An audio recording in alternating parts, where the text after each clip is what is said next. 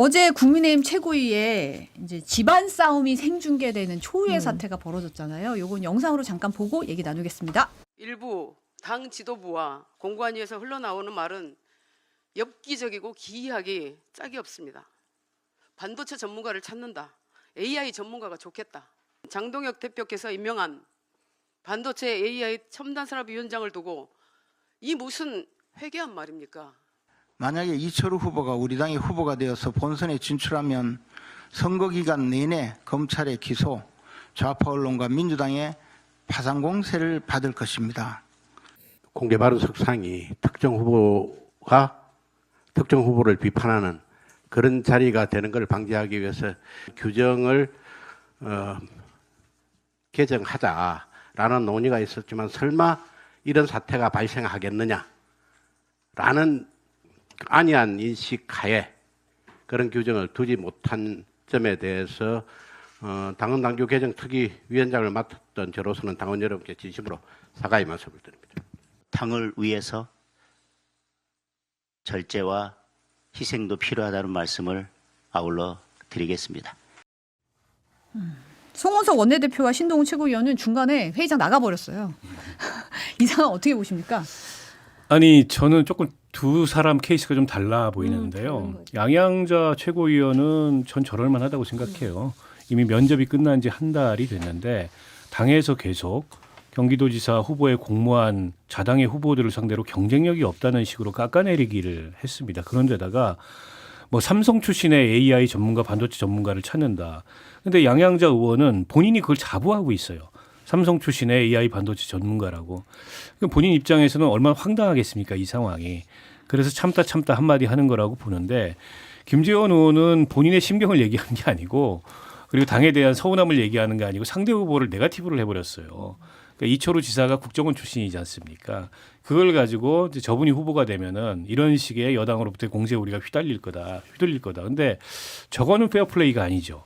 본인이 최고위원이라는 지위를 이용해서 그 자리에 나와서 항변할 수 없는 그런 상대 후보를 깎아내리게 했다는 거는 보기에 따라서는 굉장히 저는 좀 해서는 안 될 그런 비겁한 처사를 했다고 보고 글쎄요, 저는 그 김재원 최고위원은 당에서 페널티를 먹거나 뭐 징계를 받아도 할 말이 없을 정도의 그러니까 선을 넘는 그런 행동을 한 게 아닌가 싶고 좀 특이한 거는 원래 당직을 내려놓거든요. 그렇죠. 저렇게 입 후보를 하게 되면. 근데 국민의힘은 그런 규정이 없나 봐요. 그래서 아마 입 후보를 했음에도 불구하고 당직을 유지한 채로 최고위원회에 나와서 본인에게 유리한 혹은 상대 후보를 깎아내린 이런 발언을 한다는 거는 조금 상식적이지 않죠. 아까 이제 정점식 의원이 설명을 했는데 당헌당규 개정을 시도했으나 못했다고 이번에 좀 해야 되지 않을까요? 저런 일이 앞으로 또 일어날 수도 있잖아요. 지금 지방선거가 기본적으로 그 후보 자신들보다 소위 토양이 안 좋아서 그러니까 구조적인 문제거든요. 국민의힘이라는 토양 자체가 이미 그 마이너스 프리미엄으로 들어가기 때문에 지금 경쟁력이 없다는 소리를 듣는 거니까 양양자 후보로서는 절규하고 싶은 심정일 것 같고요. 김재원 최고위원은 제가 보더라도 이건 자기 정치에 있어서 이렇게 야비할 정도로까지 그 최고위원직을 활용해야 되는가라는 그런 그 개탄스러움이 있어요. 물론 지금 이철우 후보의 문제와 관련해서는 좀 그 곱씹어볼 문제들이 있지만 이게 그 소위 정치 라이벌인 본인이 최고위원이라는 지위를 이용해서 최고위에서 이게 해야 될 얘기인가. 그런데 나 어제 뭐 100만 당원 뭐 축하 뭐 이런 그런 상황이었다라고 하는데 제가 제일 지금 황당한 거는요. 장동혁 대표예요. 뭐라 그랬냐면 당을 위해서 절제와 희생이 필요하다. 장동혁 대표가 당을 위해서 절제와 희생을 하면 50% 이상의 문제가 해결이 됩니다. 근데 본인은 안 하고, 그러니까 이 당의 문제가 뭐냐면은 개혁 혁신을 주구장창 얘기를 하는데 나 빼고 하기는 뭐 그 당뿐만 아니라 정치인들의 일반적인 행태이긴 하지만 그리고 이렇게 진짜 모든 아쉬울 수밖에 없는 정당에서 이런 그 집안 싸움까지 이제 할 지경까지 이르렀다라는 거는 거의 갈 때까지 다 간 건데 이거를 수습할 영웅 서사를 쓸 정치인이 과연 하나도 없다? 전 그게 더 갑갑해요. 근데 저는 사실 이 정도 되면 김재원 최고위원 같은 경우에는 발언을 좀 제지할 수 있어야 되는 거 아닌가요? 그러게요. 근데 아무도 제지를 안 했다 그래요. 그게 국민의힘의 풍토여서 그런지 뭐 어쩐지는 모르겠습니다만, 그러니까 송원석 원내대표나 이제 신동욱 의원이 그 자리를 박차고 나간 거는 저거 아니다 이런 생각이잖아요. 아니 나갈 게 아니고 그만하시라. 제지를 했어야죠. 여기서 그 얘기 하면 안 된다 이렇게 해야 되는데 기자들 앞이고 이래서 그게 또 이제 분란으로 비춰질까 봐 어쨌는지 모르겠지만 조금 납득은 안 되고요. 근데 이제 문제는 경기도지사 후보는 아직도 없다는 거예요. 선거가 이제 50일 앞으로 다가왔는데 다시 공모를 한답니다.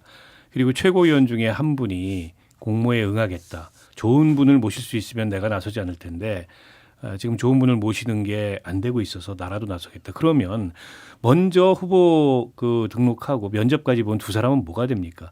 그러니까 이런 식으로 선거 관리를 한다는 것도 제가 보기에는 공천 관리를 한다는 것도 좀 납득이 안 되고, 근데 공모해도 별반 달라질 것 같지 않은 거예요. 그러면 이제 와가지고 뒤늦게 공모한 분들까지 포함해가지고 경선을 한다. 이거 가지고 또 가처분을 낼 수도 있어요. 먼저 등록하고 기다렸던 분들이. 그래서 총체적인 난국이고 결국 이거는 다 장동혁 대표의 리더십의 문제고, 과연 이번 선거에 장동혁 대표가 의욕이 있긴 한 건가?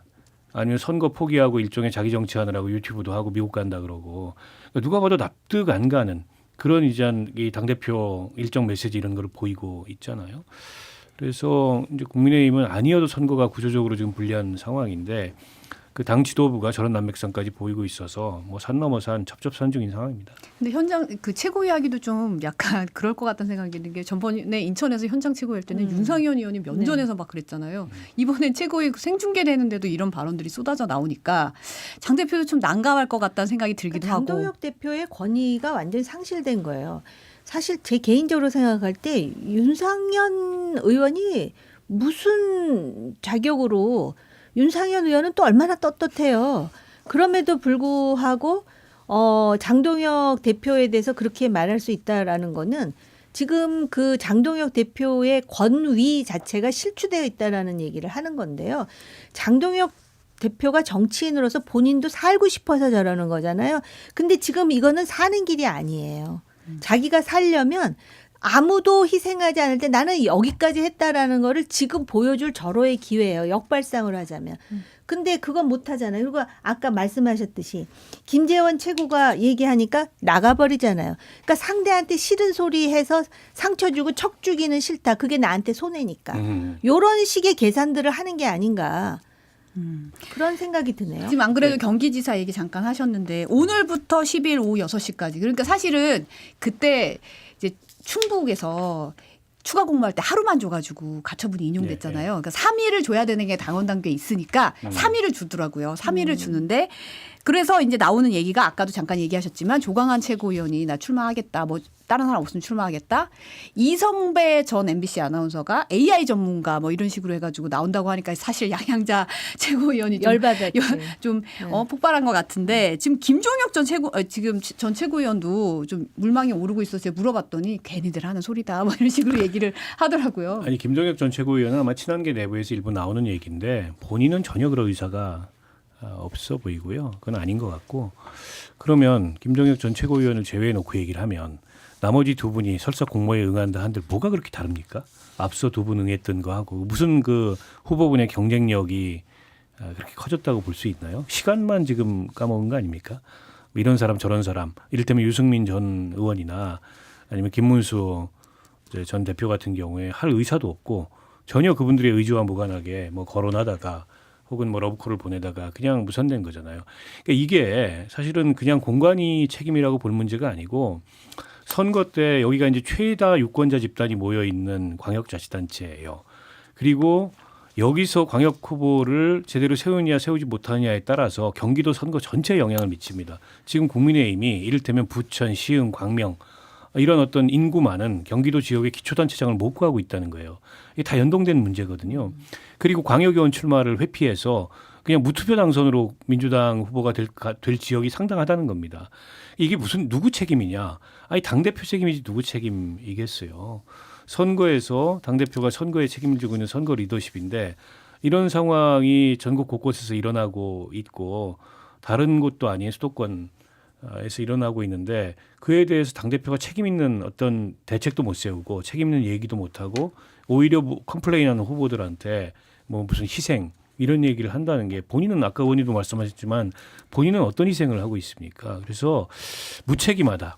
장동혁 지도부도 무책임하고 저는 이 상황을 그냥 방관하고 있는 국민의힘 전체가 일종의 정치적 무책임 속에 그냥 빠져든 게 아닌가. 나만 안전하면 돼. 근데 이런 그 일종의 보신주의가 팽배해 있는 게 아닌가 싶습니다. 지금 이런 와중에 김민수 최고위원 같은 경우에는 공정선거 감시 TF를 만들어서 오늘부터 모집에 나선다고 해요. 그런데 지금 황교안 전 대표가 지난해 이제 대선 앞두고 만든 조직이 부정선거 방지대라는 게 있어요. 부방대라고. 여기서 우리가 TF에 신청하자 이런 움직임이 지금 나오고 있다. 이런 보도가 나왔거든요.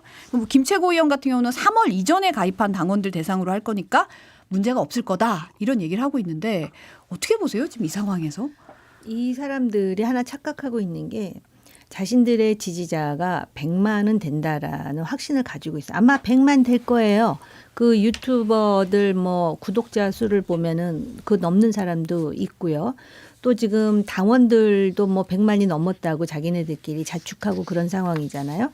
그런데 이렇게 100만이 넘으면 이 사람들을 중심으로 해가지고 이러한 운동을 시도하면 이것이 확산될 수 있다라는 자신감을 가지고 있는 것 같은데 이러한 의식과 이런 운동은 확장성이 없다고요.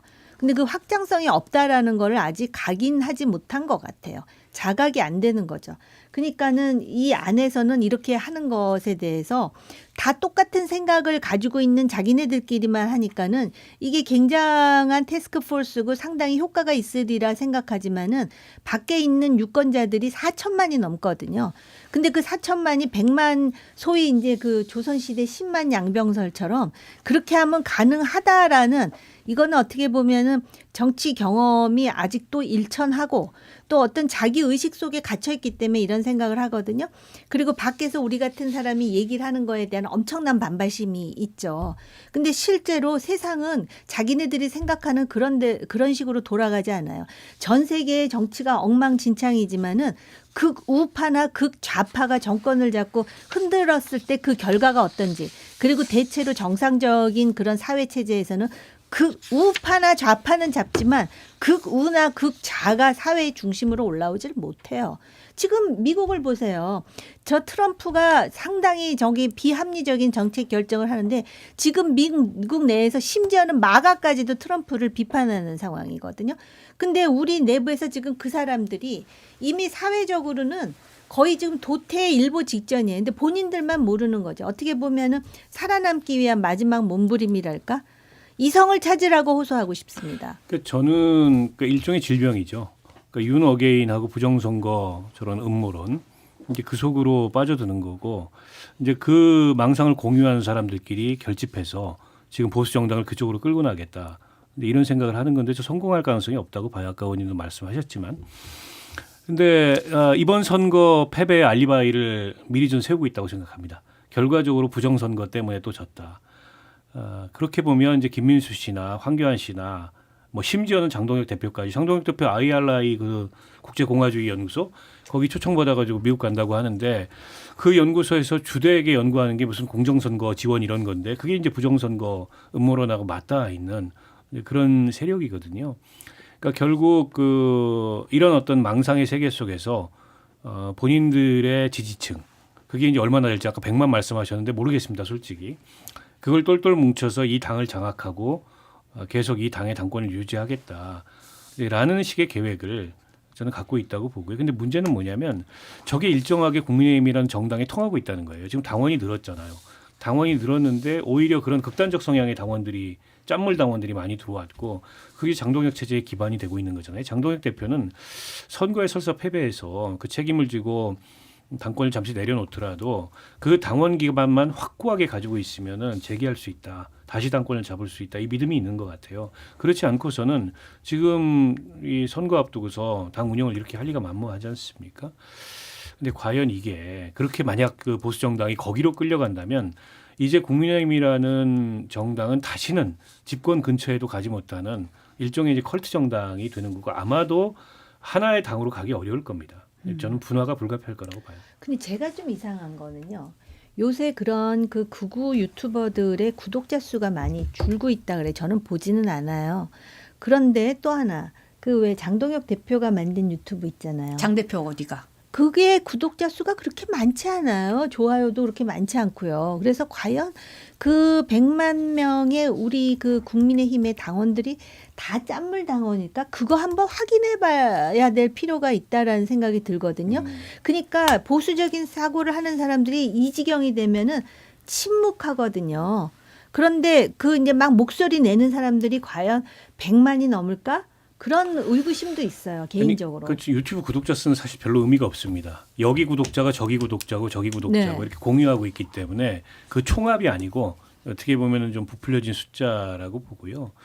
근데 저는 이제 국민의힘 당원 그 토양이 오염되기 시작한 지는 꽤 오래됐다고 생각해요.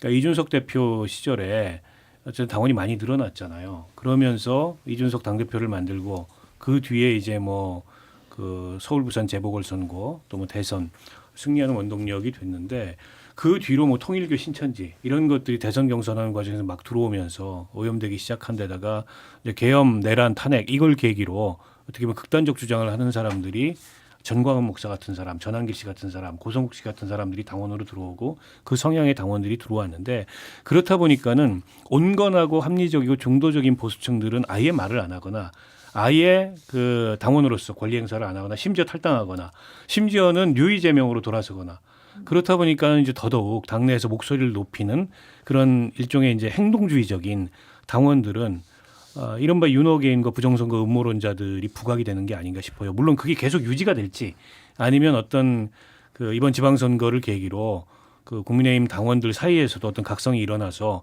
합리적인 당원들의 목소리가 높아질지 그건 아직 모르겠습니다. 그러나 지금까지 현상은 그런 이른바 짠물 당원들의 목소리가 높아지면서 거기에 기반을 둔 지금 뭐 장동혁 지도부와 같은 그런 정치 세력이 당에서 득세하고 있는 게 아닌가. 근데 그게 계속 그 국민의힘의 대세로 방향으로 굳어진다면 저게 한 당으로 유지가 되겠습니까? 저는 그거 어렵다고 봅니다. 안 그래도 그래서 평택을이 좀 주목을 받더라고요. 안 그래도 김현정 의원도 오늘 김태현의 SBS 라디오에 나와서 그 얘기를 했는데 지금 황교안 전 총리가 거기서 뛰고 있고 그러다 보니까 지금 뭐 현수막이 엄청 붙어 있다는 거예요. 부정선거 관련된 현수막도 엄청 붙어 있고 또 전한기 씨가 내일부터 뭐 한미 동맹단 뭐 이런 거 만들어 가지고 거기 미군 기지 앞에 가서 뭐 성조기랑 뭐 이런 거 들고 지금 시위도 한다 그러고 그래서 평택 시민들이 왜 여기 와서 이러냐고 뭐 이런 얘기가 나온다 이런 걸 전했거든요. 아니 재보궐선거가 있긴 하지만 평택 시민들 입장에서는 우리가 무슨 죄를 졌길래 그 황교안에다 전한길까지 여기 몰려와 가지고 부정선거를 외치고 무슨 한미 동맹단을 얘기하고 할까 이런 생각이 안 들겠어요. 거기 이제 국민의힘 후보가 없는 것도 아니에요. 유이동 전 의원이 있고 출마 준비도 하고 있습니다. 근데 이제 유이동 전 의원의 활동 같은 거는 아예 뭐 부각이나 보도가 안 되고 황교안 씨가 그냥 부정선거 현수막을 평택 시내 전역에 도배를 해가지고 지겨울 정도로 이제 그걸 보고 있다 이런 하소연만 들려요. 최종적으로 뭐 거기서 선거 양상이 어떻게 될지 그리고 민주당도 아직 이제 공천 관련해서 이렇다 할 지금 이제 그 드러나는 모습이 없습니다. 활동하는 예비 후보들은 있기는 하지만 좀 지켜봐야 될 것 같고요. 그러니까 저는 결국 이제 뭐 황교안, 전한길, 아까 이제 국민의힘의 뭐 김민수 최고위원 이런 사람들이 대체적으로 비슷한 성향과 비슷한 지향을 갖고 있고 그게 어떤 식으로든지 지방선거, 재보궐선거 계기를 통해서 만날 거라고 보고요. 그래서 황교안과 후보 단일을 해야 된다. 뭐 이런 목소리 안 나오겠습니까? 저는 분명히 나올 거라고 봅니다. 근데 이제 그런 식의 후보 단일을 하게 되면 그건 마이너스죠. 국민의힘 후보로서는 그리고 전체 지방선거나 재보궐선거에 주는 영향도 저는 분명히 마이너스가 될 거라고 봅니다. 제가 뭐 특정인을 개인적으로 사감으로 얘기하는 건 아닌데 장동혁 대표가 진짜 문제가 있다라는 생각을 또 한 번 하게 되는 게 지금 그 황교안 후보도 국민의힘 아니고 전한길 씨도 탈당했다 그러더라고요. 그런데 장동혁 대표가 지난번에 우리가 황교안이다.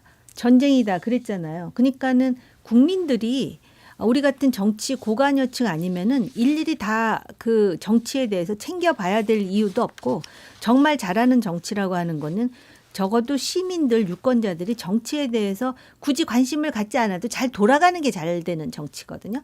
근데 아마 우리가 황교안이다 이거는 굉장히 많은 사람들이 아마 그 상기가 될 것 같아요. 근데 그렇게 얘기를 하니까는 여전히 황교안이 국민의힘 후보인가? 이렇게 착각하는 사람도 있을 것 같고요.